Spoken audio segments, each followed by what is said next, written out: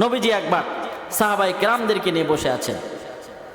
নবীজি বললেন, ও সাহাবারা, আমি তোমাদের মাঝে পবিত্র কোরআনে কারিম থেকে তেলাওয়াত করব। সাহাবী, জানো আমি কতটুকু তেলাওয়াত করব? সাহাবীরা বললেন, ইয়া রাসূলুল্লাহ, জানি না। নবীজি বললেন, সাহাবীরা শোনো, আমি এই মুহূর্তে এই পবিত্র কোরআনে কারিমের 1 থেকে 10 পারা পর্যন্ত আমি তেলাওয়াত করে তোমাদেরকে শোনাবো। সাহাবীরা বললেন, নবীজির জবান থেকে আমরা কোরআন শুনবো, এটা তো সৌভাগ্যের ব্যাপার। আচ্ছা ঠিক আছে। সবাই একটু অ্যালার্ট হলো, সবাই একটু সুন্দরভাবে বসে গেল। এবার নবীজি পবিত্র কোরআনে কারিমের তেলাওয়াত শুরু করলেন। নবীজি এবার পবিত্র কোরআন তার সুমধুর কণ্ঠে তেলাওয়াত শুরু করলেন। আমার সঙ্গে সকলেই পড়েন। নবীজি বললেন, কুল হুয়াল্লাহু আহাদ আল্লাহুস সামাদ লাম ইয়ালিদ ওয়া লাম ইউলাদ ওয়া লাম ইয়াকুল লাহু কুফুয়ান আহাদ। আওয়াজ করে বলেন না আল্লাহু আকবার। নবীজি পবিত্র কোরআনে কারিমের সূরা ইখলাস তেলাওয়াত করলেন। সূরা ইখলাস তেলাওয়াত করার পরে নবীজি তার হুজরাখানার ভিতরে চলে গেলেন।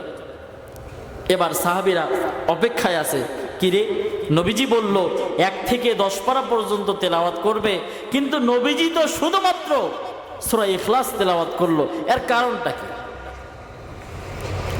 নবীজি যখন আবার ফিরে আসলেন, সাহাবীরা বলে, ইয়া রাসূলুল্লাহ, ইয়া হাবিবাল্লাহ,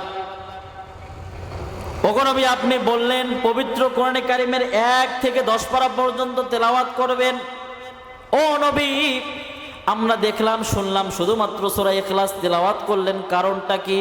ও নবী, আপনি শুধুমাত্র সূরা ইখলাস তেলাওয়াত করলেন, 1 থেকে 10 পারা কোরআন তেলাওয়াত করলেন না। ও নবী, এর কারণটা কি? এবার নবীজি বললেন, ও সাহাবীরা শোনো, আমি কেন শুধুমাত্র কেবলমাত্র সূরা ইখলাস তেলাওয়াত করলাম, এর কারণটা কি তোমরা জানোনি?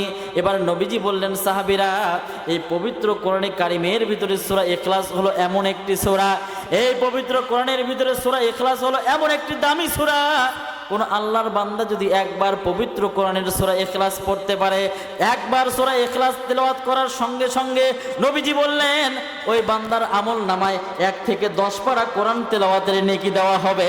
আওয়াজ করে বলেন না সুবহানাল্লাহ। এবার সাহাবী বলল, ইয়া রাসূলুল্লাহ, ইয়া হাবিবাল্লাহ, এটা তো বড় সুসংবাদ, বড় খুশির কথা। ও নবী, একবার সূরা ইখলাস তেলাওয়াত করলে 10 পারা কোরআন তেলাওয়াতের নেকি পাওয়া যায়। ও নবীজি, আমি যদি পবিত্র কোরআনের সূরা ইখলাস 3 বার তেলাওয়াত করি, তাহলে আমার কেমন নেকি হবে? এবার নবীজি বললেন, সাহাবীরা শোনো, পবিত্র কোরআনে কারিমের যদি 1 থেকে এই সূরা ইখলাস যদি তুমি 3 বার তেলাওয়াত করো, তাহলে 3 10 হবে 30। আরো জোরে বলেন 3 10 কত হয়? আরো জোরে বলেন 3 10 কত? 3 10 30 হয়। নবীজি বললেন, ও সাহাবীরা শোনো, পবিত্র কোরআনের যদি সূরা ইখলাস তেলাওয়াত করতে পারো, সূরা ইখলাস যদি তোমরা পড়তে পারো, নবীজি বললেন সূরা ইখলাস হলো এমন একটি সূরা, 3 বার যদি কোনো আল্লাহর বান্দা এই পবিত্র কোরআনের সূরা ইখলাস তেলাওয়াত করে, তার আমল নামায় 1 কোরআন খতম করার নেকি আল্লাহ দিয়ে দিবেন। আওয়াজ করে বলেন না সুবহানাল্লাহ। আমার সঙ্গে পড়েন, বিসমিল্লাহির রহমানির রহিম। কুল হুয়াল্লাহু আহাদ আল্লাহুস সামাদ লাম ইয়ালিদ ওয়া লাম ইউলাদ ওয়া লাম ইয়াকুল লাহু কুফুয়ান আহাদ। আওয়াজ করে বলেন না আল্লাহু আকবার। সম্মানিত ভাইরা আমার, নবীজি বললেন সূরা ইখলাস 3 বার তেলাওয়াত করলে 1 কোরআন খতম করার নেকি পাওয়া যায়। সম্মানিত উপস্থিতি, আজকের এই মাহফিলে আমরা প্রথমে বলেছিলাম যে মনে করছেন যে আমরা অল্প কয়েকজন মানুষ মনে হয় ঠকে গেছি, বাইরে যারা ঘুরতেছে ওরাই মনে হয় ভালো আছে। আমরা আজকে মাহফিলে বসে আল্লাহর কোরআন থেকে 3 বার তেলাওয়াত করে ফেলেছি অলরেডি। আর নবীজি বললেন যারা 3 বার সূরা ইখলাস তেলাওয়াত করবে, 1 কোরআন খতম করার নেকি তাদের আমল নামায় হবে।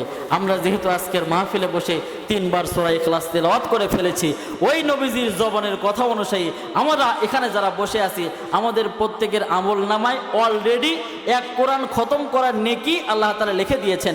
জোরে বলেন সুবহানাল্লাহ। খুশি না বেজার? আরো জোরে কোন? যারা চা খাচ্ছে, বিড়ি খাচ্ছে, টান দিচ্ছে, কেমন খেলতেছে, ওরা কি পাছে?